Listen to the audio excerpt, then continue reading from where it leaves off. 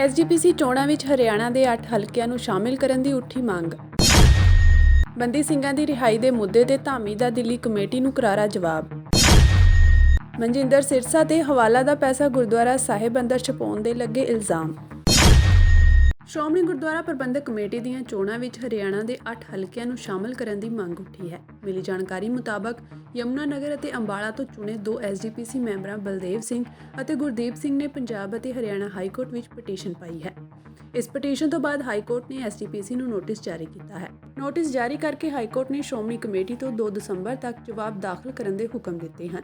ਆਪਣੀ ਪਟੀਸ਼ਨ ਵਿੱਚ ਦੋਵੇਂ ਮੈਂਬਰਾਂ ਨੇ ਕਿਹਾ ਹੈ ਕਿ ਸ਼੍ਰੋਮਣੀ ਗੁਰਦੁਆਰਾ ਪ੍ਰਬੰਧਕ ਕਮੇਟੀ ਸੈਂਟਰਲ ਐਕਟ ਤੋਂ ਬਣੀ ਹੈ ਅਤੇ 20 ਅਪ੍ਰੈਲ 1996 ਨੂੰ ਕੇਂਦਰ ਦੁਆਰਾ ਜਾਰੀ ਨੋਟੀਫਿਕੇਸ਼ਨ ਜਿਸ ਵਿੱਚ ਚੋਣ ਦੇ ਲਈ 120 ਹਲਕੇ ਤੈਅ ਕੀਤੇ ਗਏ ਸਨ, ਜਿਸ ਵਿੱਚ ਹਰਿਆਣਾ ਦੇ ਵੀ 8 ਖੇਤਰ ਸ਼ਾਮਿਲ ਕੀਤੇ ਗਏ ਹਨ, ਜਿਨ੍ਹਾਂ ਵਿੱਚ ਅੰਬਾਲਾ, ਯਮੁਨਾ ਨਗਰ, ਕੁਰੂਕਸ਼ੇਤਰ, ਕਰਨਾਲ, ਕੈਥਲ, ਹਿਸਾਰ, ਸਰਸਾ ਤੇ ਡੱਬ ਵਾਲੀ ਸ਼ਾਮਿਲ ਹੈ। ਉਨ੍ਹਾਂ ਅੱਗੇ ਕਿਹਾ ਕਿ ਹੁਣ ਇਸੇ ਸਾਲ 20 ਅਪ੍ਰੈਲ ਨੂੰ ਐਸਜੀਪੀਸੀ ਬੋਰਡ ਦੇ ਚੋਣ ਦੀ ਪ੍ਰਕਿਰਿਆ ਸ਼ੁਰੂ ਕੀਤੀ ਗਈ ਸੀ। 4 ਅਕਤੂਬਰ ਅਤੇ ਫਿਰ 20 ਅਕਤੂਬਰ ਨੂੰ ਚੀਫ ਕਮਿਸ਼ਨਰ ਗੁਰਦੁਆਰਾ ਕਮਿਸ਼ਨ ਨੇ ਪੰਜਾਬ, ਚੰਡੀਗੜ੍ਹ ਅਤੇ ਹਿਮਾਚਲ ਪ੍ਰਦੇਸ਼ ਦੇ ਕਮਿਸ਼ਨਰਾਂ ਨੂੰ ਵੋਟਰ ਲਿਸਟ ਤਿਆਰ ਕਰਨ ਦੇ ਹੁਕਮ ਜਾਰੀ ਕੀਤੇ, ਪਰ ਹਰਿਆਣਾ ਤੇ ਇਹਨਾਂ ਖੇਤਰਾਂ ਨੂੰ ਬਾਹਰ ਕੱਢ ਦਿੱਤਾ ਗਿਆ ਅਤੇ ਇਸੇ ਲਈ ਹੁਣ ਦੋਹਾਂ ਪਟੀਸ਼ਨਕਰਤਾਵਾਂ ਨੇ ਹਰਿਆਣਾ ਦੇ ਵੀ ਇਹਨਾਂ ਹਲਕਿਆਂ ਨੂੰ ਇਸ ਚੋਣ ਵਿੱਚ ਸ਼ਾਮਲ ਕਰਨ ਦੀ ਮੰਗ ਕੀਤੀ ਹੈ। ਨਾਲ ਹੀ ਇਹਨਾਂ ਹਲਕਿਆਂ ਨੂੰ ਬਾਹਰ ਕਰਨ ਵਾਲੇ ਨੋਟੀਫਿਕੇਸ਼ਨ ਨੂੰ ਰੱਦ ਕਰਨ ਦੀ ਵੀ ਮੰਗ ਕੀਤੀ ਗਈ ਹੈ।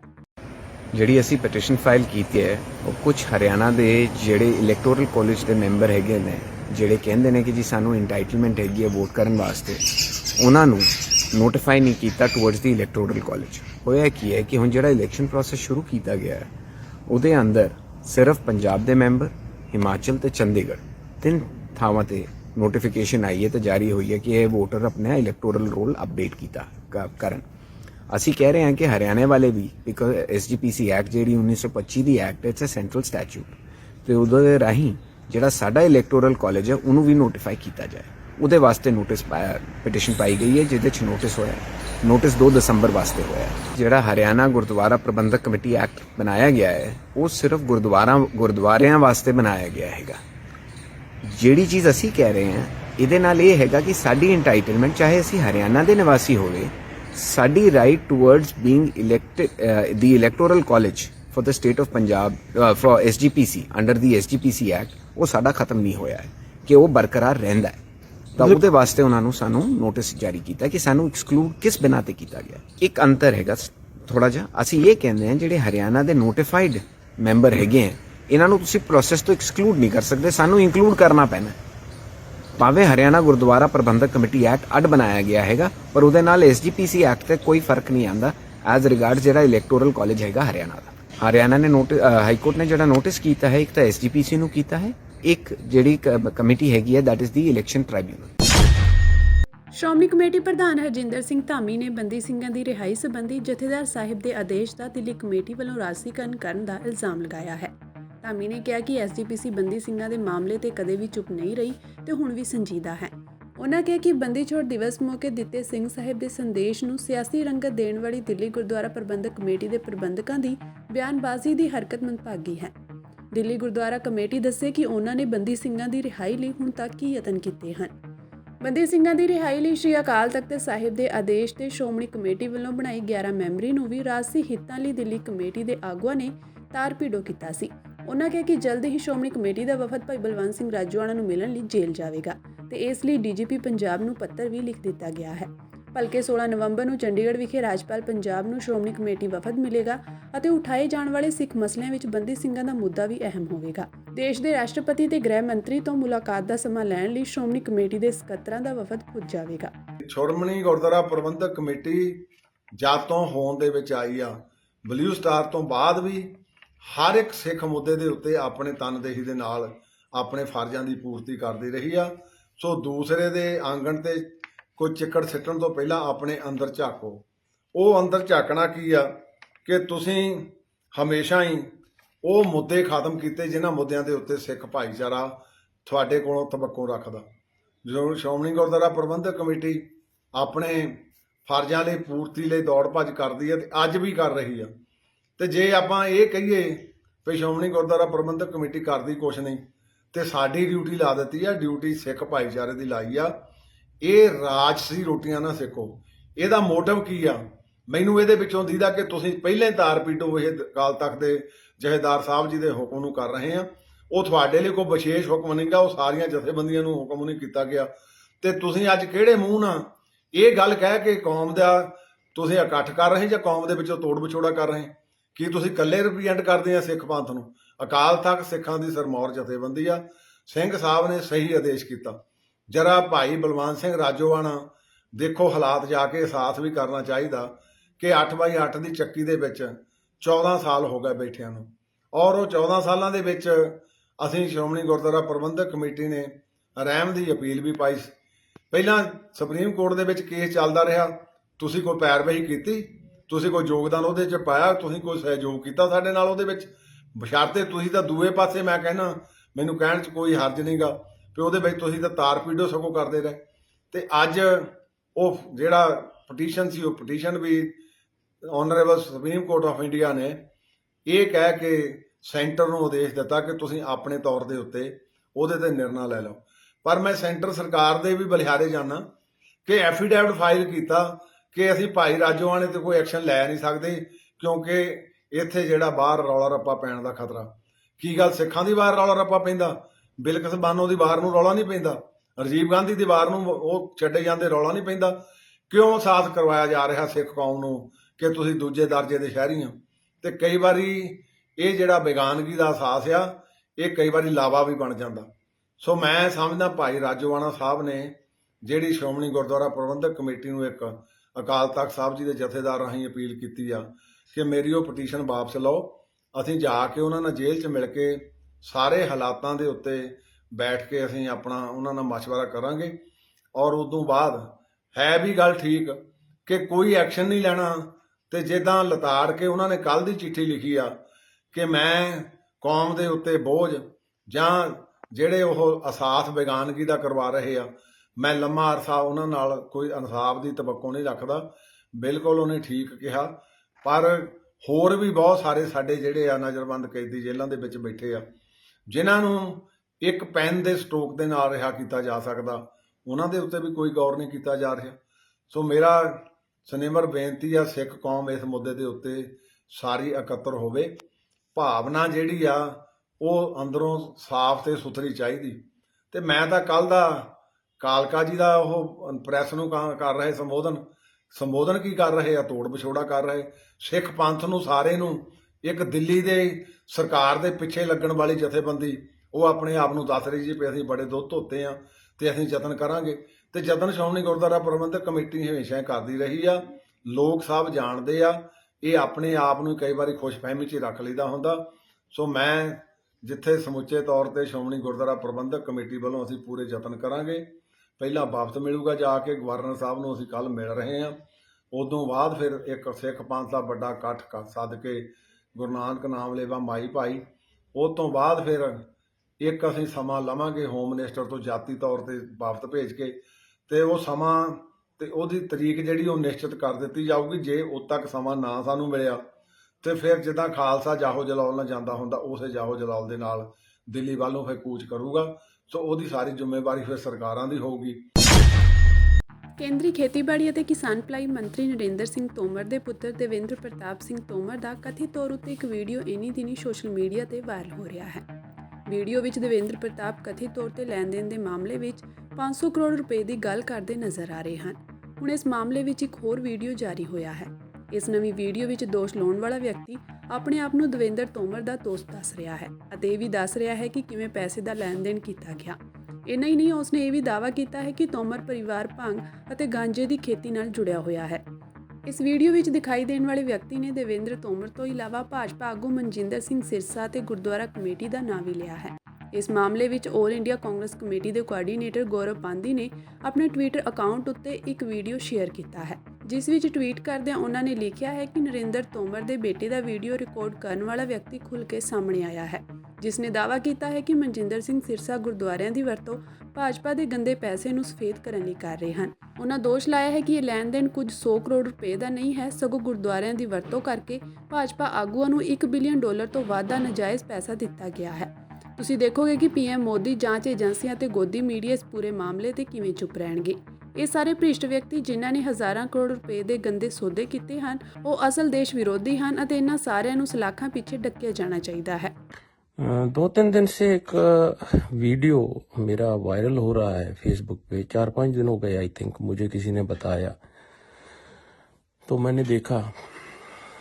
वो वीडियो जो है वो केंद्रीय मंत्री नरेंद्र सिंह तोमर जी के बेटे देवेंद्र तोमर जी का है। अब उसमें जो दूसरी आवाज है वो मेरी है, और ये वीडियो कैसे बना है उसमें मैं ना जाऊं। वो मेरे घर पे फार्म वाला घर है और घर का एड्रेस भी मैं बता देता हूँ, 35826 साउथ पैरेलल रोड, वहाँ पे बना हुआ है। मैं उसकी रूम की भी वीडियोग्राफी करके डाल दूंगा। उसमें जो बात है वो सही है। वो एक खनन वाली कंपनी से पैसे का लेन देन हुआ है। वो क्या था कि वो मेरी इनसे दोस्ती थी प्रबल सिंह तोमर जी से, और दोस्ती हुई तकरीबन 2018 में। तो 19 में इनको मैं मिलने के लिए गया। 2020 मार्च में मैं इनको मिलने के लिए गया। जब लॉकडाउन हुआ 13 मार्च को, तो मैं इंडिया में था और मैं नंबर 3 कृष्णा मेनन मार्ग पे था। और मैं जो हूँ, मैं ब्लूबेरी की और भांग की, गांजा की खेती करता हूँ। तो इनको भी कनाडा में गांजा की, भांग की खेती के प्रोजेक्ट में इन्वेस्टमेंट करनी थी, लेकिन वो बोले जी हमारे पास अभी तो अपना पैसा नहीं, कहीं से बनेगा तो हम जरूर लगाएंगे। आगे जब बात हुई, फ्रेंड बने, तो जो त्यागी जी का उसमें जिक्र है, जो मोनेडो का कोहली साहब का जिक्र है, मेरे उनके सभी के मेरे पास प्रूफ है। मेरा जो व्हाट्सएप नंबर है वो एक कनाडा का कोड एक है 778-208-8600 है। किसी भी मीडिया अदारे को उसके लिए प्रूफ चाहिए हो, किसी इन्वेस्टिगेशन एजेंसी को प्रूफ चाहिए हो, तो वो मुझसे संपर्क कर सकता है। मैं भी हैरान था वो वीडियो देख के, भाई ये वीडियो कहाँ से गया। वो वीडियो एक्चुअली मैं नाम नहीं बताऊंगा, क्योंकि मैं भी, मेरा जो पिछोकड़ है, पास्ट है। मेरे दादाजी बहुत बड़े फ्रीडम फाइटर, 23 साल उन्होंने इस देश के लिए दिए। पेप्सू अकाली दल की नींव रखी, पंजाबी सूबा के लिए लड़े, लेकिन मेरे पेरेंट्स इसमें नहीं गए पॉलिटिक्स में, तो मैं भी नहीं गया, तो कनाडा शिफ्ट हो गया। ये प्रबल सिंह तोमर जी की आईडी है व्हाट्सएप की, उनके साथ मेरी चैट है, आप ध्यान से देख सकते हो इसको। और इसमें जो पैसा घूमता था वो मनजिंदर सिंह सरसा जी उस टाइम गुरुद्वारा कमेटी के प्रेसिडेंट थे, उनको कैश दे दिया जाता था, और गुरुद्वारे के पैसे कैश का कोई बैंक में रिकॉर्ड नहीं होता, तो वो जमा हो जाता था। वो वायर जो होती थी, वो वायर ऐसी होती थी ICICI बैंक से, अगर वो दिखाई दे रही है तो, या फिर ऐसा होता था। ये वाला डॉक्यूमेंट देख सकते हैं अगर आपको नजर आ रहा हो तो। मनजिंदर सिंह सरसा जी कैश लेकर के, जो वायर होती थी, वायर के जरिए ये पैसा उनको घुमा के मंत्री जी के बेटे को दे दिया जाता था। ये ICICI बैंक की सारी वायर डिटेल्स है। और ये कोई 500 करोड़ का मामला नहीं है, ये टोटल 10,000 करोड़ है। इसमें खनन जितनी ये पत्थर की जो होती है खान, उनकी होती है। ये देखिए, ये मोनेडो का है, जो मोनेडो का जिक्र चल रहा है कोहली साहब का, ये मोनेडो का टेक्स्ट है। और इसमें मैं आपको अच्छा, ये 100 एकड़ जमीन, ये उनकी जो देवेंद्र सिंह तोमर की वाइफ है हर्षिनी, उनके साथ चैट है मेरी। ये 100 एकड़ जमीन तकरीबन न्यू बंसविक कनाडा में इसी पैसे से खरीदी गई, लेकिन ये बेनामी कंपनियों के द्वारा जो है, बेनामी कंपनी के ऊपर खरीदी गई। दूसरा, उसमें एक पार्सल का भी जिक्र है। मैं वो पार्सल की भी, अच्छा, वो पार्सल किस चीज का है, वो मेकअप के सामान और भांग का, गांजा का पार्सल है। ਦੂਜੇ ਪਾਸੇ ਸ਼੍ਰੋਮਣੀ ਅਕਾਲੀ ਦਲ ਦੀ ਦਿੱਲੀ ਇਕਾਈ ਨੇ ਮਨਜਿੰਦਰ ਸਿਰਸਾ ਵੱਲੋਂ ਹਵਾਲਾ ਦਾ ਪੈਸਾ ਗੁਰੂ ਘਰ ਵਿੱਚ ਛੁਪਾਉਣ ਦੇ ਲੱਗੇ ਇਲਜ਼ਾਮਾਂ ਦੀ ਨਿਰਪੱਖ ਜਾਂਚ ਦੀ ਵੀ ਮੰਗ ਕੀਤੀ ਹੈ। ਵਾਹਿਗੁਰੂ ਜੀ ਕਾ ਖਾਲਸਾ ਵਾਹਿਗੁਰੂ ਜੀ ਕੀ ਫਤਿਹ। ਜਿਹੜੀਆਂ ਕੱਲ੍ਹ ਦੀਆਂ ਹਵਾਲੇ ਦੀਆਂ ਖਬਰਾਂ ਨਿਕਲੀਆਂ ਹੋਈਆਂ ਹਨ, ਉਹਨਾਂ ਖਬਰਾਂ ਤੋਂ ਬਾਅਦ ਰਾਤ ਨੂੰ ਕੈਨੇਡਾ ਤੋਂ ਜਿਸ ਬੰਦੇ ਨੇ ਸਾਰੀ ਖਬਰ ਦਿੱਤੀ ਹੈ ਕਿ ਮਨਜਿੰਦਰ ਸਿੰਘ ਸਰਸਾ ਸਾਰਾ ਕਤਰ ਦਿੱਤਾ ਸੀ ਹਵਾਲੇ ਦੇ ਪੈਸੇ ਟ੍ਰਾਂਸਫਰ ਕਰਾਉਣ ਦਾ, ਇਹ ਦੋ ਮਸਲੇ ਹੈਗੇ। ਇੱਕ ਹੈਗਾ ਕਿ ਜਿਹੜਾ ਬੈਂਕ ਰਾਹੀਂ ਇਸਨੇ ਪੈਸਾ ਟ੍ਰਾਂਸਫਰ ਕਰਾਇਆ ਹੈ, ਉਹਦੀ ਪੂਰੀ ਕੋਖ ਪੜਤਾਲ ਹੋਣੀ ਚਾਹੀਦੀ ਹੈ। ਸਾਡੇ ਕੋਲ ਇਹ ਵੀ ਖਬਰ ਹੈਗੀ ਕਿ ਜੇ ਗੁਰਦੁਆਰੇ ਦੇ ਮੁਲਾਜ਼ਮ ਸਨ, ਉਹਨਾਂ ਦੇ ਨਾਂ ਦੇ ਵੀ ਅਕਾਊਂਟ ਖੁੱਲ੍ਹੇ ਸਨ ਤੇ ਉੱਥੋਂ ਵੀ ਪੈਸੇ ਟ੍ਰਾਂਸਫਰ ਹੁੰਦੇ ਰਹੇ। ਦੂਸਰਾ, ਜਿੰਨੀ ਕੈਸ਼ ਆਉਂਦੀ ਸੀ ਉਹ ਗੁਰਦੁਆਰਾ ਰਕਾਬਗੰਜ ਸਾਹਿਬ ਦੇ ਤੋਸ਼ੇਖਾਨੇ ਦੇ ਵਿੱਚ, ਦਿੱਲੀ ਕਮੇਟੀ ਦੇ ਤੋਸ਼ੇਖਾਨੇ 'ਚ ਪੈਸੇ ਰੱਖੇ ਜਾਂਦੇ ਸਨ, ਭਾਵੇਂ 500 ਕਰੋੜ ਹੈ, ਭਾਵੇਂ 1000 ਕਰੋੜ ਹੈ, ਭਾਵੇਂ 200 ਕਰੋੜ ਹੈ। ਫਿਰ ਸਹੂਲੀਅਤ ਸਾਰ ਉੱਥੋਂ ਪੈਸੇ ਲੈ ਕੇ ਇਹ ਆਪਣਾ ਹਵਾਲੇ ਰਾਹੀਂ ਟ੍ਰਾਂਸਫਰ ਕਰਾਉਂਦੇ ਸਨ। ਇਸ ਸਾਰੀ ਗੱਲ ਦੀ ਇਨਕੁਆਇਰੀ ਭਾਰਤ ਸਰਕਾਰ ਨੂੰ ਕਰਨੀ ਚਾਹੀਦੀ ਹੈ ਔਰ ਉਸ ਤੋਂ ਪਹਿਲਾਂ ਇਹਨਾਂ ਦੋਸ਼ੀ ਜਿਹੜੇ ਹੈਗੇ ਗੁਰਦੁਆਰਾ ਕਮੇਟੀ ਦੇ ਮੌਜੂਦਾ ਪ੍ਰਧਾਨ ਸਕੱਤਰ, ਇਹਨਾਂ ਨੂੰ ਅਸਤੀਫੇ ਦੇਣੇ ਚਾਹੀਦੇ ਨੇ। ਨਾਲ ਹੀ ਸਰਸੇ ਦੇ ਉੱਤੇ ਪੂਰੀ ਇਨਕੁਆਇਰੀ ਹੋਵੇ।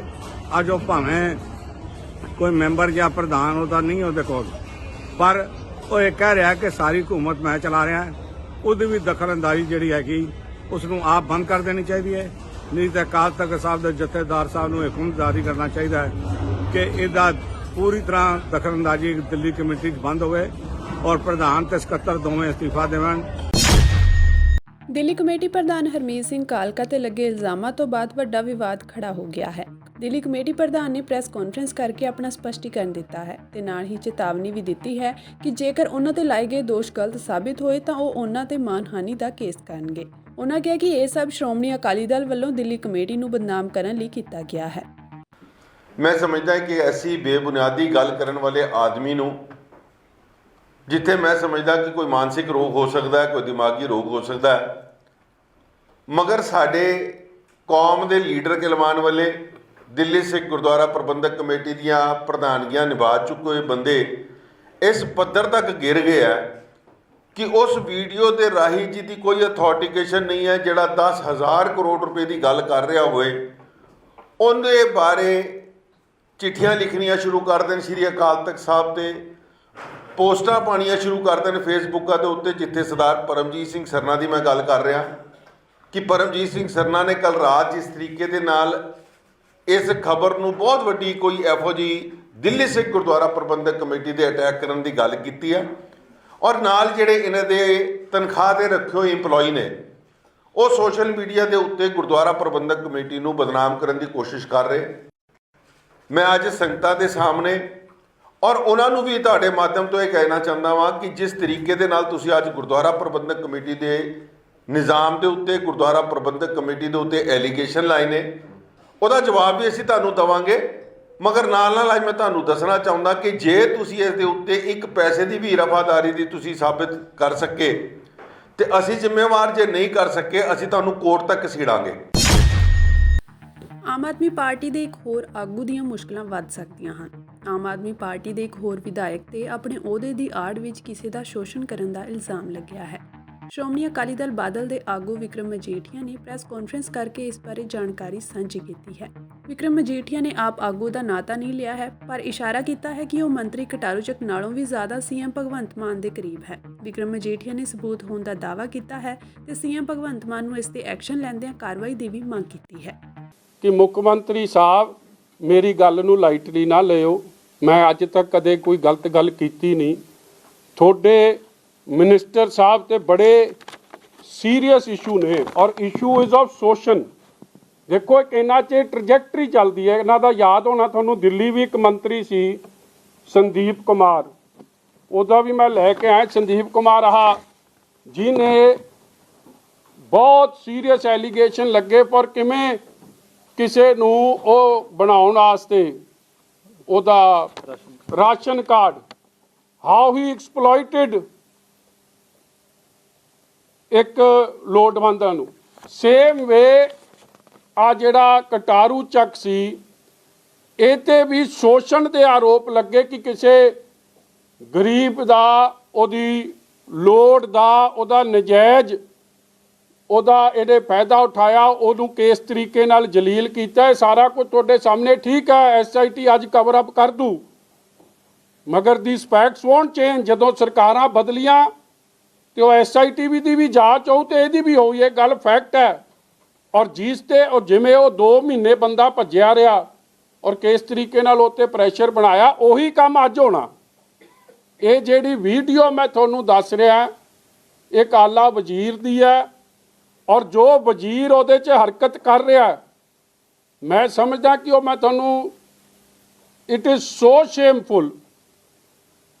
ਮਤਲਬ ਨੈਤਿਕਤਾ ਦੇ ਆਧਾਰ ਤੇ ਇੱਕ ਬੰਦਾ ਮੋਰਲੀ ਐਡਾ ਕਰਪਟ ਹੋ ਸਕਦਾ ਹੈ, ਹਰ ਤਰੀਕੇ ਨਾਲ ਕਰਪਟ ਹੈ, ਪੈਸੇ ਦੇ ਤੌਰ ਤੇ ਮੋਰਲੀ ਕਰਪਟ ਹੈ। ਕੀ ਉਹੋ ਜਿਹਾ ਬੰਦਾ ਪੰਜਾਬ ਦੀ ਵਜ਼ਾਰਤ 'ਚ ਉਹਦਾ ਰਹਿਣਾ ਠੀਕ ਹੈ? ਜਿਹੜੇ ਕੱਟੜ ਇਮਾਨਦਾਰ ਆਪਦੇ ਆਪ ਨੂੰ ਕਹਿੰਦੇ, ਜਿਹੜੇ ਕਹਿੰਦੇ ਆ ਕਿ ਸਾਡੇ ਤੋਂ ਤਾਂ ਇਮਾਨਦਾਰ ਤੁਹਾਨੂੰ ਬੰਦਾ ਹੀ ਨਹੀਂ ਦੇਸ਼ ਦੁਨੀਆ 'ਚ ਲੱਭਣਾ, ਔਰ ਉਹ ਬੰਦਾ ਤੁਹਾਡੀ ਕੈਬਨਿਟ 'ਚ ਹੋਵੇ, ਤੁਹਾਡੇ ਤਾਂ ਹੈਂਡ ਪਿਕਡ ਹੋਵੇ, ਸਪੈਸ਼ਲੀ ਸਿਲੈਕਟਡ ਹੋਵੇ। ਔਰ ਮੈਂ ਜਿਵੇਂ ਕਿਹਾ, ਉਹ ਪਹਿਲੀ ਪਸੰਦ ਕਟਾਰੂ ਚੱਕ, ਤੇ ਜੇ ਇਹਨੂੰ ਨਾ ਹਟਾਇਆ ਦੂਜੇ ਨੂੰ, ਫਿਰ ਇਹ ਮਨਪਸੰਦ ਹੈ। ਤੇ ਫਿਰ ਇਹਨਾਂ ਦੇ ਬਦਲਾਅ ਵਾਲਿਆਂ ਦੇ ਕੀ ਹਾਲਾਤ ਨੇ ਤੁਸੀਂ ਬਿਹਤਰ ਜਾਣਦੇ। ਇਸ ਲਈ ਕਰੀ ਮੇਰਾ ਵੀ, ਉਹ ਤੁਹਾਡੇ ਕੋਲ ਮੈਂ ਤਾਂ ਲੈ ਕੇ ਆਇਆ, ਦਿਸ ਇਜ਼ ਅਗੇਨ ਕਿਸੇ ਦਾ ਨਜਾਇਜ਼ ਫਾਇਦਾ ਉਠਾਉਣਾ, ਕਿਸੇ ਨੂੰ ਪ੍ਰੋਮਿਸ ਕਰਨਾ, ਆਪਣੀ ਜਿਹੜੀ ਤਾਕਤ ਹੈ ਜੋ ਵਜ਼ਾਰਤ ਮਿਲੀ ਹੈ ਉਹਦੇ ਬਲ ਤੇ ਉਸ ਨੂੰ, ਔਰ ਅੱਜ ਉਹਨਾਂ ਨੂੰ ਥ੍ਰੈਟ ਕਰਕੇ ਬੜਾ ਕੁਝ ਕੀਤਾ ਜਾ ਰਿਹਾ। ਸ਼੍ਰੋਮਣੀ ਗੁਰਦੁਆਰਾ ਪ੍ਰਬੰਧਕ ਕਮੇਟੀ ਦੀਆਂ ਚੋਣਾਂ ਵਿੱਚ ਵੋਟ ਪਾਉਣ ਲਈ ਵੋਟਰ ਵਜੋਂ ਨਾਮ ਰਜਿਸਟਰ ਕਰਵਾਉਣ ਦੀ ਆਖਰੀ ਮਿਤੀ 15 ਨਵੰਬਰ 2023 ਤੋਂ ਵਧਾ ਕੇ 29 ਫਰਵਰੀ 2024 ਕਰ ਦਿੱਤੀ ਗਈ ਹੈ। ਅੱਜ ਇੱਥੇ ਸੋਧਿਆ ਹੋਇਆ ਸ਼ਡਿਊਲ ਜਾਰੀ ਕਰਦਿਆਂ ਕਮਿਸ਼ਨਰ ਗੁਰਦੁਆਰਾ ਚੋਣਾਂ ਪੰਜਾਬ ਗੁਰਕੀਰਤ ਕਿਰਪਾਲ ਸਿੰਘ ਨੇ ਦੱਸਿਆ ਕਿ justice SS Saron chief commissioner gurdwara ਚੋਣਾਂ ਦੀ ਹਦਾਇਤਾਂ ਦੀ ਪਾਲਣਾ ਕਰਦਿਆਂ ਇਹ ਸ਼ਡਿਊਲ ਜਾਰੀ ਕੀਤਾ ਗਿਆ ਹੈ। ਸਾਰੇ ਜ਼ਿਲ੍ਹਿਆਂ ਦੇ ਸੰਬੰਧਿਤ ਡਿਪਟੀ ਕਮਿਸ਼ਨਰ 21 ਮਾਰਚ 2024 ਤੱਕ ਮੁੱਢਲੀ ਸੂਚੀਆਂ ਦੀ ਪ੍ਰਕਾਸ਼ਨਾ ਯਕੀਨੀ ਬਣਾਉਣਗੇ, ਜਦਕਿ ਦਾਅਵੇ ਅਤੇ ਇਤਰਾਜ਼ ਪ੍ਰਾਪਤ ਕਰਨ ਦੀ ਆਖਰੀ ਮਿਤੀ ਅਗਲੇ ਸਾਲ 11 ਅਪ੍ਰੈਲ ਹੈ। ਦਾਅਵਿਆਂ ਤੇ ਇਤਰਾਜ਼ਾਂ ਦੇ ਨਿਪਟਾਰੇ ਅਤੇ ਇਸ ਸੰਬੰਧੀ ਸੰਸ਼ੋਧਿਤ ਅਥਾਰਟੀ ਵੱਲੋਂ ਡਿਪਟੀ ਕਮਿਸ਼ਨਰਾਂ ਨੂੰ ਫੈਸਲਿਆਂ ਦੇ ਸੰਚਾਰ ਦੀ ਆਖਰੀ ਮਿਤੀ 21 ਅਪ੍ਰੈਲ 2024 ਹੈ ਅਤੇ ਸਪਲੀਮੈਂਟਰੀ ਵੋਟਰ ਸੂਚੀ ਦੇ ਖਰੜੇ ਦੀਆਂ ਤਿਆਰੀਆਂ ਤੇ ਸਪਲੀਮੈਂਟਰੀ ਦੀ ਛਪਾਈ ਦੀ ਮਿਤੀ 2 ਮਈ 2024 ਨੂੰ ਹੋਵੇਗੀ। ਵੋਟਰ ਸੂਚੀ ਦੀ ਅੰਤਿਮ ਪ੍ਰਕਾਸ਼ਨ 3 ਮਈ 2024 ਨੂੰ ਹੋਵੇਗੀ। ਸਿੱਖ ਕੌਮ ਗੁਰੂ ਸਾਹਿਬਾਨਾਂ ਦੇ ਮਨੁੱਖਤਾ ਦੀ ਸੇਵਾ ਦੇ ਦੱਸੇ ਮਾਰਗ ਤੇ ਚੱਲ ਕੇ ਸਾਰੀ ਦੁਨੀਆ ਵਿੱਚ ਸੇਵਾਵਾਂ ਨਿਭਾ ਰਹੀ ਹੈ। ਇਸ ਲੜੀ ਨੂੰ ਅੱਗੇ ਤੋਰਦਿਆਂ ਇਟਲੀ ਵਿੱਚ ਅੰਮ੍ਰਿਤਧਾਰੀ ਸਿੱਖ ਨੌਜਵਾਨ ਭੁਪਿੰਦਰ ਸਿੰਘ ਸੋਨੀ ਨੇ ਇਟਲੀ ਦੇ ਇਤਿਹਾਸ ਵਿੱਚ ਇੱਕ ਨਵਾਂ ਮੀਲ ਪੱਥਰ ਗੱਡਿਆ ਹੈ। ਦੱਸਣਯੋਗ ਹੈ ਕਿ ਗੁਰਸਿੱਖ ਨੌਜਵਾਨ ਨੂੰ ਸਿਵਲ ਪ੍ਰੋਟੈਕਸ਼ਨ ਨੋਵੇਲਾਰਾ ਦੀ ਹੋਈ ਮੀਟਿੰਗ ਵਿੱਚ ਉਹਨਾਂ ਨੂੰ ਸਿਵਲ ਪ੍ਰੋਟੈਕਸ਼ਨ ਨੋਵੇਲਾਰਾ ਦਾ 3 ਸਾਲਾਂ ਲਈ ਪ੍ਰੈਜ਼ੀਡੈਂਟ ਚੁਣਿਆ ਗਿਆ ਹੈ। ਉਹ ਪਿਛਲੇ 10 ਸਾਲਾਂ ਤੋਂ ਜਦੋਂ ਤੋਂ ਇਹ ਸੰਸਥਾ ਇਸ ਸ਼ਹਿਰ ਵਿੱਚ ਹੋਂਦ ਵਿੱਚ ਆਈ ਹੈ, ਬਹੁਤ ਸਾਰੇ ਲੋਕ ਸੰਸਥਾ ਨਾਲ ਜੁੜੇ ਹੋਏ ਹਨ। ਭੁਪਿੰਦਰ ਸਿੰਘ ਦੀਆਂ ਸੇਵਾਵਾਂ ਨੂੰ ਵੇਖਦੇ ਹੋਏ ਇਹ ਜ਼ਿੰਮੇਵਾਰੀ ਸੌਂਪੀ ਗਈ ਹੈ। ਇੱਥੇ ਦੱਸਣਯੋਗ ਹੈ ਕਿ ਭੁਪਿੰਦਰ ਸਿੰਘ ਸੋਨੀ ਸਿੱਖੀ ਸਰੂਪ ਵਿੱਚ ਹੀ ਸੇਵਾ ਨਿਭਾਉਂਦੇ ਆ ਰਹੇ ਹਨ। ਉਹਨਾਂ ਜਾਣਕਾਰੀ ਦਿੰਦਿਆਂ ਦੱਸਿਆ ਕਿ ਉਹਨਾਂ ਨੇ ਹਮੇਸ਼ਾ ਸਿੱਖੀ ਸਿਧਾਂਤਾਂ ਅਨੁਸਾਰ ਸੇਵਾ ਕਰਨ ਦੀ ਕੋਸ਼ਿਸ਼ ਕੀਤੀ ਹੈ ਅਤੇ ਹੁਣ ਅੱਗੇ ਤੋਂ ਵੀ ਉਹ ਸਿੱਖੀ ਦੇ ਸਿਧਾਂਤਾਂ ਨੂੰ ਕਾਇਮ ਰੱਖਦੇ ਹੋਏ ਹੀ ਸੇਵਾ ਕਰਦੇ ਰਹਿਣਗੇ। ਜ਼ਿਕਰਯੋਗ ਹੈ ਕਿ ਇਹ ਸੰਸਥਾ ਕਿਸੇ ਵੀ ਕੁਦਰਤੀ ਆਫਤ ਦਾ ਟਾਕਰਾ ਕਰਨ ਲਈ ਹਮੇਸ਼ਾ ਤਿਆਰ ਰਹਿੰਦੀ ਹੈ ਅਤੇ ਖਾਸ ਕਰਕੇ ਹੜ੍ਹਾਂ ਤੇ ਭੂਚਾਲ ਵਰਗੀਆਂ ਸਥਿਤੀਆਂ ਵਿੱਚ ਇਹਨਾਂ ਦਾ ਬਹੁਤ ਵੱਡਾ ਯੋਗਦਾਨ ਹੁੰਦਾ ਹੈ। ਸਾਲ 2020 ਵਿੱਚ ਕੋਵਿਡ ਦੌਰਾਨ ਵੀ ਇਹਨਾਂ ਨੇ ਅਹਿਮ ਭੂਮਿਕਾ ਨਿਭਾਈ ਸੀ। ਇਸ ਗਰੁੱਪ ਵਿੱਚ ਜੋਰਜੀਓ ਸਲਾਤੀ ਨੂੰ ਵਾਈਸ ਪ੍ਰੈਜ਼ੀਡੈਂਟ ਅਤੇ ਸਤੇਫਾਨੀਆ ਬਾਨੀ ਨੂੰ ਸੈਕਟਰੀ ਚੁਣਿਆ ਗਿਆ ਹੈ।